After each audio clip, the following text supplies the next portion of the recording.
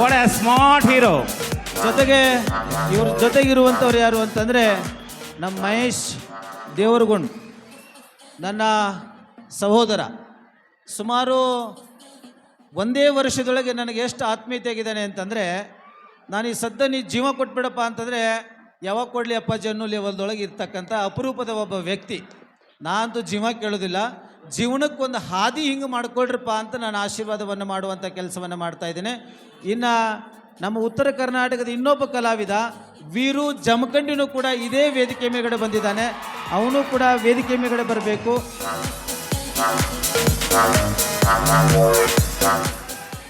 ಇವರನ್ನು ಯಾಕೆ ಕರೆಸಾತನ ಅನ್ನೋದು ನಿಮಗೊಂದು ಹಿಂದಾಡೆ ಹೇಳಿಬಿಡು. ತರುಣ್ ಸರ್ ಇದ್ರಿಗೇನೆ ಇವ್ರನ್ನ ಯಾಕೆ ಕರೆಸಾಕತ್ತೀನಿ ಅನ್ನೋದು ನಿಮಗೊಂದು ಉದಾಹರಣೆ ಕೊಡ್ತೀನಿ. ಯಾಕೆಂದರೆ ಒಬ್ಬ ಬಡತನ ಅನ್ನುವಂಥದ್ದು ನೋವು ಎಷ್ಟಿದೆ, ಎಷ್ಟು ಕಾಡ್ತಿದೆ ಅನ್ನುವಂಥದ್ರ ಬಗ್ಗೆ ನಿಮಗೆ ಹೇಳಿ ಮುಗಿಸ್ತೀನಿ. ಇವರೆಲ್ಲ ನೋವಿನಿಂದ ಸಾಧನೆಯನ್ನು ಗರಿಯನ್ನು ಮೇಡಿರ್ತಕ್ಕಂಥ ವ್ಯಕ್ತಿಗಳು. ಅದರ ಜೊತೆಗೆ ನನ್ನ ಸಹೋದರಿಯಾಗಿರ್ತಕ್ಕಂಥ ತೃಪ್ತಿ ಧಾರವಾಡ ಅವರು ಕೂಡ ಇಲ್ಲೇ ಕೂತ್ಕೊಂಡಿದ್ದಾರೆ. ಅವರು ಕೂಡ ವೇದಿಕೆ ಮೇಲ್ಗಡೆ ಬಂದು, ಲಕ್ಷ್ಮೀ ಬಿಜಾಪುರ ಅವರು, ತೃಪ್ತಿ ಧಾರವಾಡ ಅವರು ಇಬ್ಬರೂ ಸಹೋದರಿಯರು ಕೂಡ ಬಂದು ಆ ಕಡೆ ನಿಂತ್ಕೋಬೇಕು. ನಮ್ಮ ಉತ್ತರ ಕರ್ನಾಟಕದೊಳಗೆ ಕಲಾಸಿಂಚನ ಅನ್ನುವಂಥದ್ದು ಒಂದು ತಂಡ ಇದೆ. ಆ ಕಲಾಸಿಂಚನ ಕೆಲಸ ಏನು ಅಂತಂದರೆ, ನಮ್ಮ ಉತ್ತರ ಕರ್ನಾಟಕದ ಕಲಾವಿದರನ್ನು ಬೆಳೆಸ್ತಕ್ಕಂಥ ಒಂದು ಕೆಲಸ. ನಮ್ಮ ಗೋಪಾಲ್ ಇಂಚಿಗೇರಿ ಅವರು ಕೂಡ ಇಲ್ಲೇ ಕೂತ್ಕೊಂಡಿದ್ದಾರೆ. ಅದರ ಜೊತೆಗೆ ಕೃಷ್ಣ ಅವರು ಕೂಡ ನಿಂತ್ಕೊಂಡಿದ್ದಾರೆ. ತಾವೆಲ್ಲ ಇಲ್ಲಿ ಒಂದು ಸಲ ನಿಂತ್ಕೊಳ್ಳಿ. ನಿಮ್ಮನ್ನು ಕಲಾವಿದರು ನಿಮ್ಮನ್ನು ಫೋಟೋ ತೆಗ್ಸಕ್ಕೆ ನಾ ಕರೆದಿಲ್ಲ. ಈಗ ತರುಣ್ ಸುಧೀರು ಸೋನಲ್ ಅವರು ಹೆಂಗೆ ಬೆಳೆದಾರಲ್ಲ, ಅದಕ್ಕಿಂತ ಹೆಚ್ಚಿನ ರೂಪದೊಳಗೆ ನೀವೆಲ್ಲ ಬೆಳಿಬೇಕು. ಒಂದನೇದ್ದು. ಎರಡನೇದ್ದು ಏನಪ್ಪ ಅಂದರೆ, ಅವರು ದುಡ್ಡು ವ್ಯಾಮೋಹ ಲಕ್ಷ್ಮಿಗೆ ವ್ಯಾಮೋಹ ಮಾಡಿರ್ತಕ್ಕಂಥವ್ರಲ್ಲ.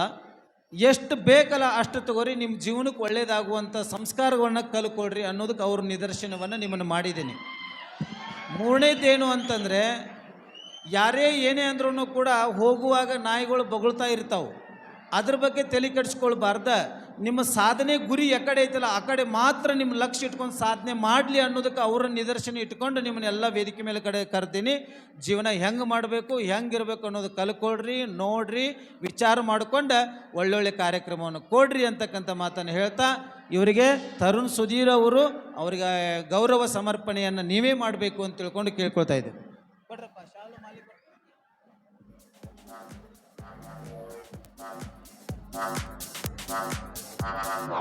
ಉತ್ತರ ಕರ್ನಾಟಕದ ನಕ್ಷತ್ರಗಳು ವೇದಿಕೆ ಮೇಲಿದ್ದಾವೆ. ಒಬ್ಬರಿಗಿಂತ ಒಬ್ಬರು ಬಡವರಾದರೂ ಕೂಡ ಒಬ್ಬರಿಗಿಂತ ಒಬ್ಬರು ಶ್ರೇಷ್ಠ ಸಾಧನೆಯನ್ನು ಮಾಡ್ತಾ ಇದ್ದಾರೆ.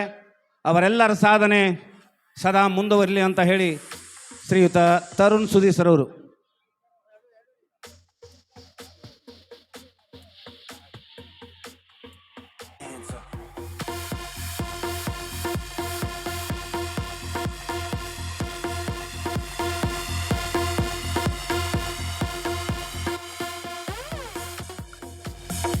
ಎಲ್ಲರೂ ಸೈಡ್ ಬರಬೇಕು. ಕೇವಲ ತರುಣ್ ಸರ್ ಹಾಗೂ ಮೇಡಮ್ ಅವರು ಮಾತ್ರ ಕೂತ್ಕೊಡಿ. ಒಂದೇ ನಿಮಿಷ ಕೂತ್ಕೊಂಬಿಡಿ ಸರ್. ಮೈಕ್ ಹಿಡಿದು ನನ್ನ ಪ್ರಶ್ನೆ ಸರ್, ಮೈಲಾರು ರೆಡಿ ಆಗ್ರಿ. ಮುಂದಿನ ವರ್ಷ ಅನ್ನೋದ್ರೊಳಗಾಗಿ ಅತಿ ಶೀಘ್ರದಲ್ಲಿ ತಾಯಿ ಆಶೀರ್ವಾದದೊಂದಿಗೆ ಡಿ ಬಾಸ್ ಖಂಡಿತ ಹೊರಗೆ ಬರ್ತಾರೆ ತರುಣ್ ಸರ್. ಸೊ ನೀವು ಸಹೋದರನ ಕರ್ಕೊಂಡು ಮುಂದಿನ ಸಿನಿಮಾನ ಅವತ್ತು ಅನೌನ್ಸ್ ಮಾಡೋದಕ್ಕಿಂತ ಬಂದು ಮುಂದಿನ 18ನೇ ವರ್ಷದ ಈ ಶಾಂಭವಿ ಅವಾರ್ಡ್ಸ್ ತಾಯಿಯ ಒಂದು ಜಾತ್ರೆಗೆ ಖಂಡಿತವಾಗ್ಲೂ ಡಿ ಬಾಸನ್ನು ಇಲ್ಲಿ ಕರ್ಕೊಂಡು ಬರಲೇಬೇಕು. ಇದು ನಿಮ್ಮ ಮುಂದಿನ ಮೂವಿ, ಮುಂದಿನ ಸಿನಿಮಾ.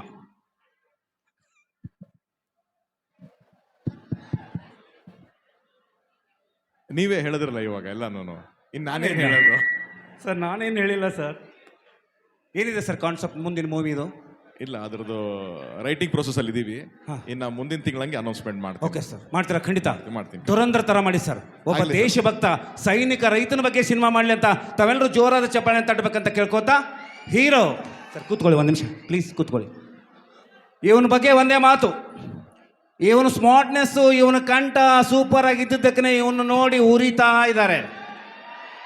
ನಮ್ಮನ್ನು ನೋಡಿ ಉರ್ಕೊಳ್ಳಾರ ಒಬ್ರ ಇಬ್ರ. ಹವಾ ಮಾಡೋರು ಯಾವಾಗಲೂ ಹಿಂದೆ ಹೆಜ್ಜೆ ಇಡಬಾರ್ದು. ಪೂಜ್ಯರ ಮೇಲೆ ಒಂದು ಹಾಡನ್ನು ಹಾಡ್ತಾ ಇದ್ದಾರೆ ನಮ್ಮೆಲ್ಲರ ಸ್ಮಾರ್ಟ್ ಬಾಯ್ ಮೈಲಾರಿ. ಎಲ್ಲರೂ ಹೆಂಗದಿರಿ? ಹಲೋ,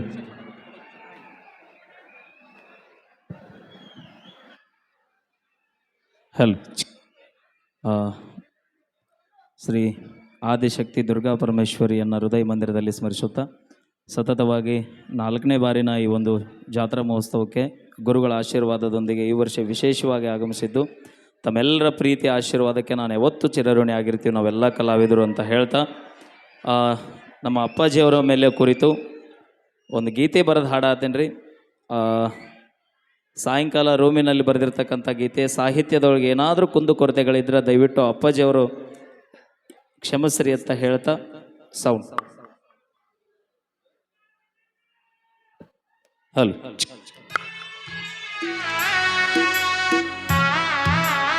ಧನ್ಯವಾದಗಳು ಮೈಲಾರಿ ಅವರೇ. ಏನಾಗಲ್ಲ ಅಂತ ಹೇಳ್ತಾ ಸರ್ ಪ್ಲೀಸ್ ಬನ್ನಿ. ತುಂಬ ಸಂತೋಷ ನಮ್ಮೂರಿಗೆ ಬಂದು ಎಸ್ ಇಡೀ ಬನ್ನಿ. ಇಡೀ ಮಠದ ಭಕ್ತರು, ಇಡೀ ಬೈಲೊಂಗಲ ಜನತೆ, ಸರ್ ಒಂದೇನು ನಿಮಗೆ ಮಧ್ಯದಲ್ಲಿ